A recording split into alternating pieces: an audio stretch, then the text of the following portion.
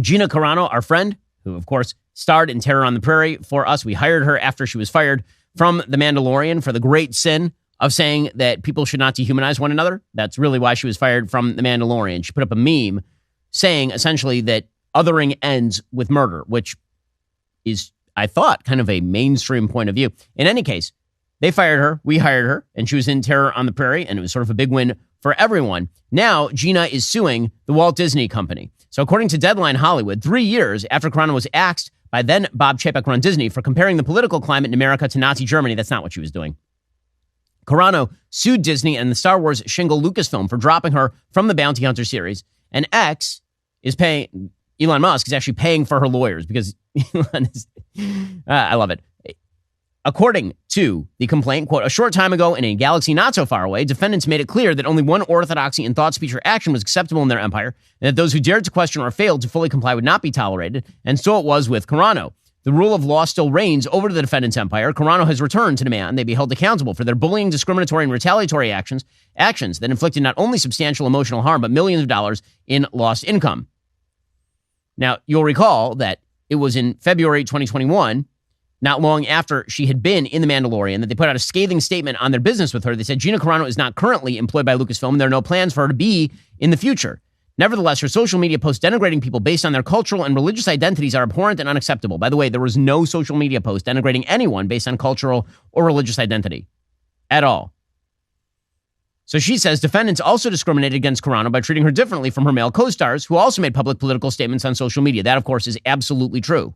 Pedro Pascal, who's the star of The Mandalorian, put out a meme about how basically the illegal immigrants who were being held in detention facilities, those were like concentration camps. He put out that tweet, nothing. She said her male co-stars were not disciplined, let alone terminated in a way to destroy their careers, even though some would find their statements abhorrent. And she points out those statements by Pedro Pascal, as well as Mark Hamill comparing Donald Trump to Adolf Hitler. So Carano is amplifying all that, and then Elon Musk put out a statement saying, anybody else who wants to sue Disney, let me know, which revenge is best served cold. He put out a tweet saying, quote, if you were discriminated against by Disney or its subsidiaries, just reply to this post to receive legal support. Because he received an anonymous source that showed Disney general entertainment content and inclusion standards that violate basic civil rights law and basically create all sorts of racist hiring practices. And there are a bunch of people who are going to take him up on that. Would not be surprised to see Disney sued from 1,000 different directions over that, because DEI must in fact die. And Elon is doing God's work on that one.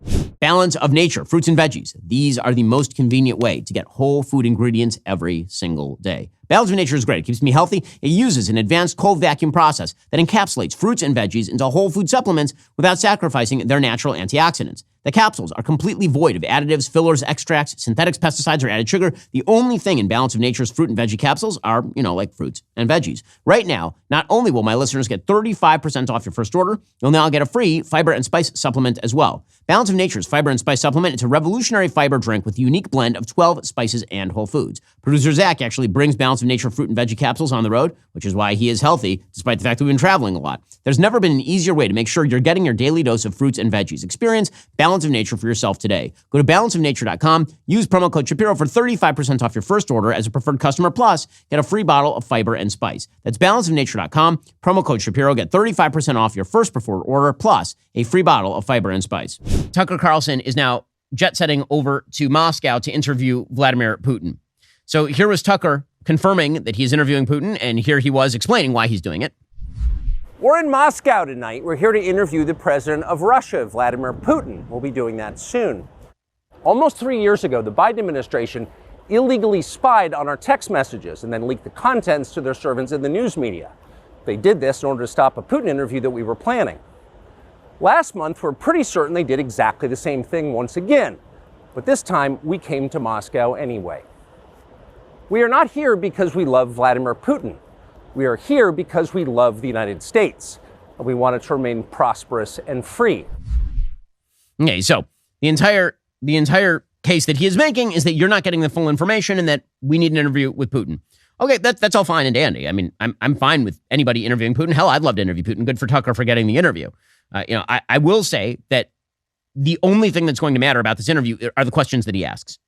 Meaning that if he goes in and he basically just allows Putin to spout about denazification efforts in Ukraine and about how Ukraine is actually a country that is filled with wild left liberals who are promoting LGBTQ values, but they're also Nazis, and that's why he's invading, and that's why he needs to take out Vladimir Zelensky or whatever, that will not, in fact, be a public service. That will not, in fact, be information that is added to the information that people need to hear. The questions that need to be asked, obviously, are what are the off-ramps? Why are you holding American journalists like Evan Gershkovich in jail? Why is that a thing? Well, Tucker says in this video that nobody has actually wanted to interview Putin. That's not true. I mean, a huge number of people have requested interviews with Putin in the legacy media. Putin just hasn't granted any because he feels that the legacy media in the United States are very much opposed to him. And there's truth to that. I think for some pretty good reasons. Number one, that Vladimir Putin has sort of a nefarious history of having his political enemies jailed and or poisoned and or pushed off of buildings. But in any case, if Tucker wants to provide another side to the conflict so that we can all get more information, that'll be great. But we're only going to know exactly how that goes once the interview actually airs. I'm not going to prejudge the interview. I certainly have no problem with Tucker interviewing Vladimir Putin. I hope he doesn't do the same thing that he actually did with Kanye West when he had on Kanye on his show and proceeded to cut out all of the craziest sections of the interview with Kanye, in which he was spouting, even at the time, wild anti-Semitic kind of stuff. And Tucker cut it out and then put out the interview with Kanye. And it made Kanye look like he was a lot more sane than he actually was at that time. You know, again, I think Tucker is a super smart guy. I think that he does care about the country. And I would love to hear him ask some really solid questions of Vladimir Putin. We'll see how it goes. I will say that the Kremlin is expecting that they know how it goes. According to DNYUZ, Carlson's trip is exciting a lot of people over at the Kremlin. On Tuesday, Alexei Venediktov, the former editor of Echo Moscovy radio station, said, as I understand, Tucker Carlson got what he wanted. Apparently, a source close to the presidential administration told the Moscow Times, quote, Tucker has been expected here for a long time. He is welcome here. To underscore the depth of Carlson's commitment to the Russian cause, state media programs pointed out that in America, he's called out as a traitor, and his trip is being compared to Jane Fonda's visit to Vietnam in 1972. Now, again, it's not like Jane Fonda unless he's actually a propagandist for the Kremlin. So let's see. I don't want to prejudge anything until I've seen it. I'm not going to prejudge Tucker's interview. I know a lot in the media are already doing that. I'm not going to do that until I see the questions that he asked. It's a massive opportunity, obviously. Now, could it have an impact in theoretically opening eyes to the possibility of future solutions? Sure. Could it also be a propaganda interview? Good. I mean, presumably that's why Putin is doing it. Are you tired of the lies and the twists of the mainstream media talking points? Yeah, me too. Join me in my newest series, Fact, where I dismantle and bring truth to this tiring mainstream agenda.